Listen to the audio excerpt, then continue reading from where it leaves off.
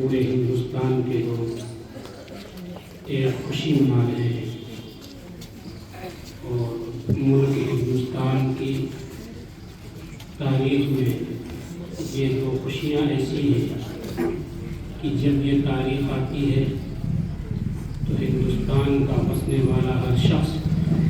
چاہے وہ شہر کا ہو، گاؤں کا ہو، دیہات کا ہو، کہیں کا بھی رہنے والا ہو اور کسی بھی مذہب سے اس کا تعلق ہو، ہر ایک کے اندر یہ خوشیاں امنگیں لینے لگتی ہیں اور ہر شخص کے اندر ایک خوشی محسوس ہوتی ہے کہ ہم نے، ہمارے اکابرین نے، ہمارے بڑوں نے، ہمارے پرکھوں نے اس ملک کو آزاد کرایا تھا، اس کی وجہ سے آج ہم سکون کی سانسیں اور ٹھنڈی سانسیں لے رہے ہیں۔ ہم سب کو ایک چیز کی طرف دھیان رکھنا چاہیے، ایک گھر کے اندر اگر کئی بھائی رہ رہے ہوں، ہر بھائی کا کاروبار کام الگ الگ ہو، لیکن رہتے سب اسی گھر کے اندر، وہ ایک بڑا سا گھر ہے جس کے اندر سارے لوگ رہ رہے ہیں۔ اب اس ملک، اس گھر کے اوپر کسی کی غلط نظریں ہوں، غلط نگاہیں ہوں اور وہ یہ کوشش کرے کہ کسی طریقے سے ہم اس ملک کو، اس گھر کو ہم ویران کریں گے، اس گھر کو ہم ختم کریں گے، اس گھر کے اوپر ہم قبضہ کریں گے، اس قبضہ کرنے کی وجہ سے ہم اس گھر کو اپنے قبضے کے اندر لے لیں گے، ہم اس کے اندر رہیں گے۔ تو آپ یقین جانیے کہ گھر کے جتنے افراد ہیں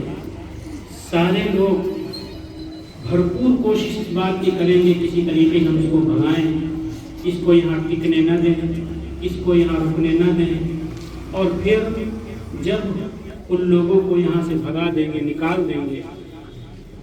جب یہاں سے بھگا دیں گے، نکال دیں گے، تو اس وقت میں ہر ایک کو ٹھنڈی سانسیں لینے کا موقع ملے گا، وہ یہ محسوس کرے گا کہ ہم نے اپنے گھر کو جیت لیا ہے، اپنے گھر کے اندر ہمیں رہنے کا سکون سے موقع ملا ہے۔ اس وجہ سے کتنی خوشی وہ لوگ محسوس کریں گے، وہ گھر والے۔ ٹھیک اسی طریقے سے ہمارے ملک کے اندر مختلف قسم کے لوگ رہ رہے تھے، مختلف مذاہب کے لوگ رہ رہے تھے، اور ہندوستان سے دوسری طرف آنے والے لوگ آئے اور اپنی غلط نظریں اٹھائیں اور غلط سوچ رکھ کر کے اس ملک کو آزاد، اس ملک کو اپنے قبضے میں لینے کے لیے بھرپور کوشش کی۔ سن 1601 کے اندر انگریز اس ملک کے اوپر، اس ملک کے اندر آئے، بہانہ کچھ اور تھا لیکن نیت ان کی خراب تھی۔ کام یہ شروع کیا کہ ہم اس کے اندر بزنس کریں گے، کاروبار کریں گے، تجارت کریں گے، اور دل کے اندر ان کے یہ نیت تھی کہ اس طریقے سے ہم آگے بڑھیں گے اور آگے بڑھ کر کے ہم اس کو اپنے قبضے میں ملک کو لے لیں گے۔ ان کی یہ چالیں کامیاب ہوئی، لیکن ہمارے اکابرین نے، ہمارے بزرگوں نے، ہمارے پرکھوں نے ان کی اس چال کو بھانپ لیا تھا، اور اسی وقت سے 1756 سے لے کر کے اور 1857 تک تنے تنہا ہمارے اکابرین نے، بزرگوں نے ان لوگوں کو یہاں سے بھگانے کے لیے بھرپور کوشش کی، اور جتنی جد و جہد ہو سکتی تھی ساری جد و جہد انہوں نے اس کے اندر لگائی، اور پھر یہ وقت آیا، یہ ملک آزاد ہوا۔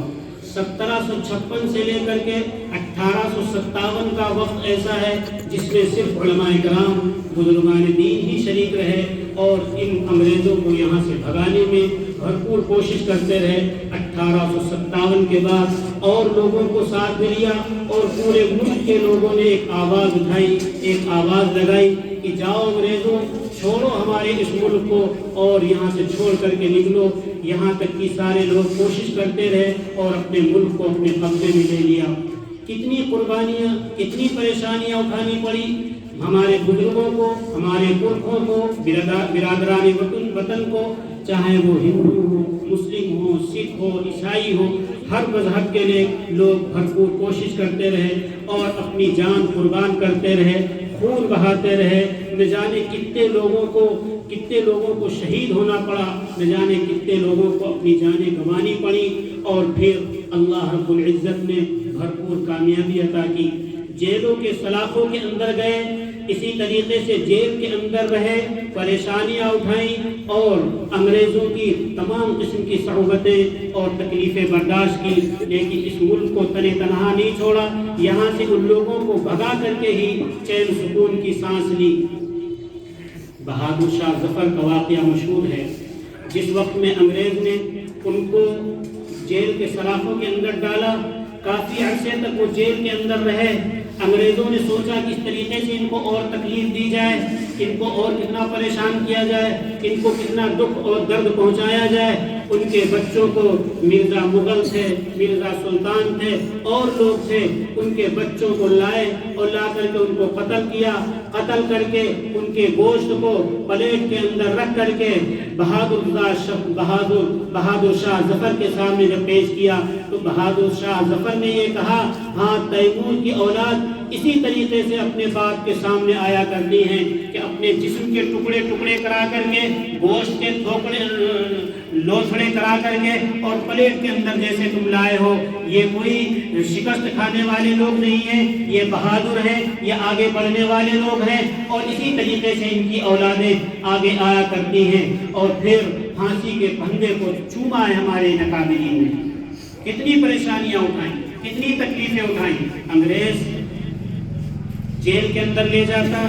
بھرپور تکلیفیں دیتا اور یہ کہتا کہ تم اس سے باز آ جاؤ، اس ملک کو آزاد کرانے کے لیے جو تم نے کوششیں کی ہیں اس سے پیچھے ہٹ جاؤ۔ اگر نہیں ہٹتے ہو تو جس طریقے سے تمہارا حال ہوا اسی طریقے سے تمہاری نسل کے ساتھ میں یہ حال ہوگا۔ بھرپور کوششیں وہ کرتے رہے، ہمارے اکابرین اور ملک کے اندر رہنے والے سارے لوگ بھرپور کوشش ان کو بھگانے کے لیے کرتے رہے۔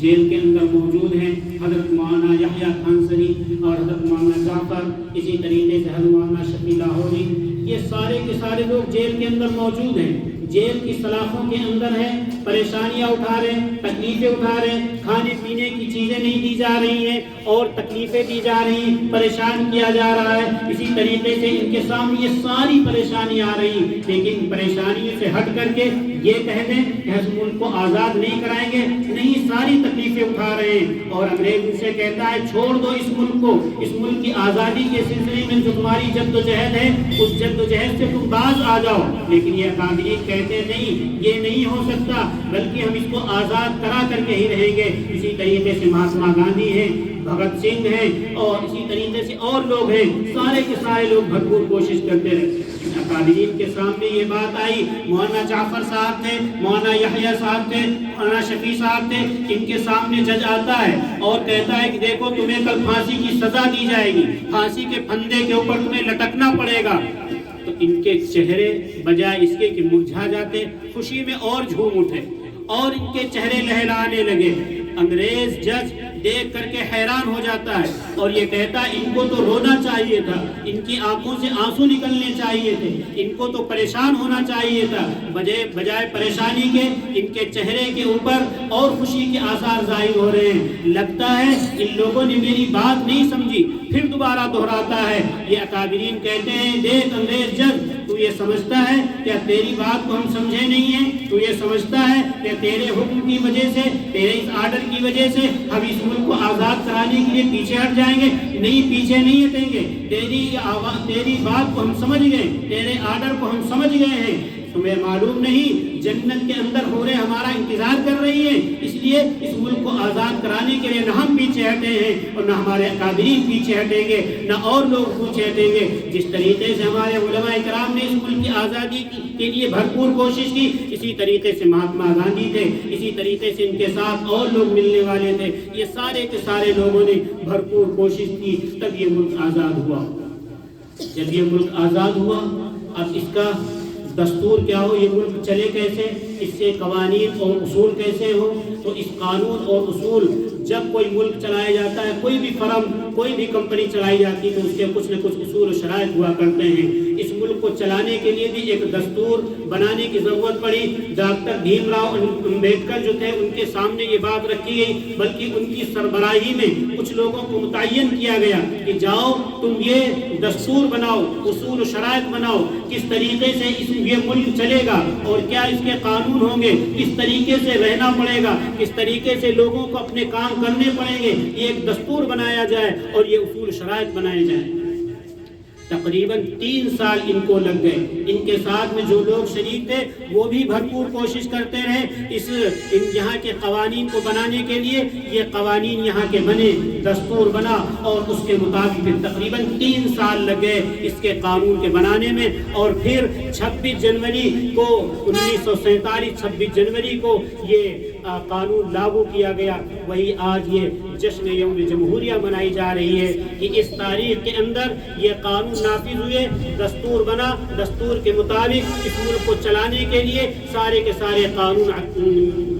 दिए गए सबको। अब ये मुल्क दस्तूर के मुताबिक चले, कानून के मुताबिक चले, उसूल के मुताबिक चले, ये हुक्काम की जिम्मेदारी है, हाकिमों की जिम्मेदारी है, हुकूमत की जिम्मेदारी है कि किसी के साथ में नाइंसाफ़ी ना हो, चाहे वो अक़लियत के लोग हों, चाहे वो और किसी बिरादरी के लोग हों, चाहे किसी और मजहब के लोग हों, सबके साथ यकसा मामला हो, सबके साथ इंसाफ का मामला हो। हम मुतालबा करते हैं हुकूमत के, मुल्क के हर स्टेट के मुख्यमंत्रियों से कि आप अपने स्टेट के अंदर जहां भाई कहीं भी हो, किसी के साथ नाइंसाफ़ी ना हो, चाहे वो मुसलमान हो, चाहे वो सिख हो, चाहे वो ईसाई हो, चाहे वो हिंदू हो, जितने लोग हों सबके साथ इंसाफ का काम होना चाहिए। हर एक के मुक़द्दसात जितनी हैं उनकी हिफाजत की जाए। इसी तरीके से और किसी के साथ कोई परेशानी हो तो उस परेशानी को दूर किया जाए, किसी के साथ भेदभाव न किया जाए। इसी तरीके से इस मुल्क के जो प्रधानमंत्री या और लोग जो हुकूमत के हुक्काम हैं